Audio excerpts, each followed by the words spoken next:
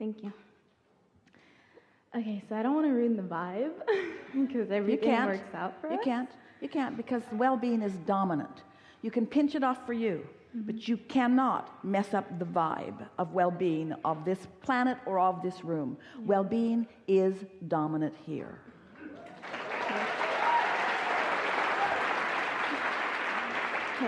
Okay, so my question is, I'm just wondering what my role is in this life here, because living happily ever after.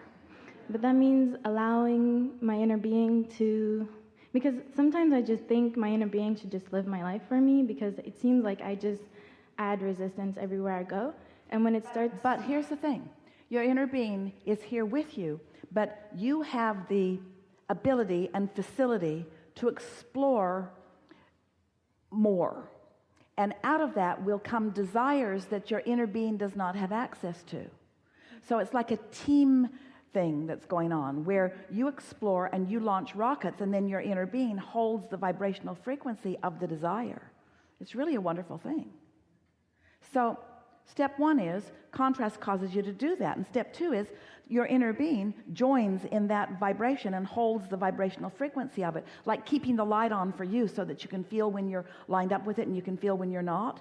So then you care about how you feel, so you line up with it and you line up with it and you line up with it, and then you have manifestations about it so you know you're there. And then step four is you're really good at that, so that you don't fret over things and you take the contrast as it comes, but you launch the rockets, but you care about how you feel enough that you don't beat the drum of what isn't working. You're more positively oriented and you care about how you feel, and you say things that feel better, and you hang out with people that are more fun, and you listen to music that is uplifting to you, and you participate in things that feel good because you care about feeling good. So now you've mastered step three, which means now you're step four. Step four is nothing more than the mastery of alignment, of allowing.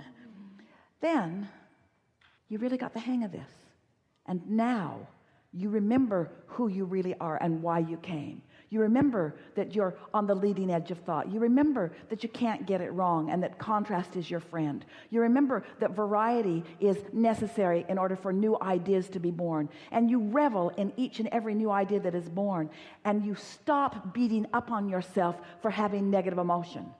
You stop beating up on yourself for the contrast, because you now understand the deal, the game, the contract, the plan. You now understand, you now remember that you came to explore all of this in order to give birth to more, because we are all eternal beings, and it is the perfect process and the perfect plan. The only thing that even looks a little bit like it is going wrong, and it really isn't going wrong in the long run, but it feels like it to you when you're disallowing your connection, is in those moments that you don't feel good. When you pinch off the life that you've given birth to, you don't feel good.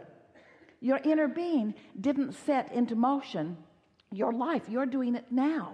Esther used to say that to Jerry every now and again. She'd be in an ornery mood, and she could see by the look on his face that he knew that she was in an ornery mood. And she could notice by his trying not to be around her when she was in an ornery mood that he wasn't really enjoying her ornery mood. And so she used to sort of defensively say, well, maybe I should just get Abraham to come and live with you.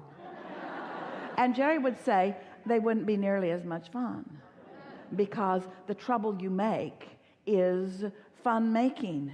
And he really meant that. He didn't want Esther to be perfect. He wanted her to live life in the way that she intended, but he did want, more than anything, for her to feel good, you see. And that's what your inner being wants for you too. Just don't get into those places where you're not feeling good for long periods of time.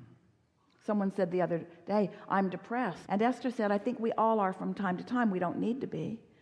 We're all manic depressive. We're all bipolar, in that we're all in the vortex or not in the vortex. We're all in alignment or not in alignment. And the more accustomed you are to being in alignment, the more you cannot stand not being in alignment. And we just love it when you throw that fit, because you know you're not in alignment. And you know why we love it? Because you know you're not in alignment.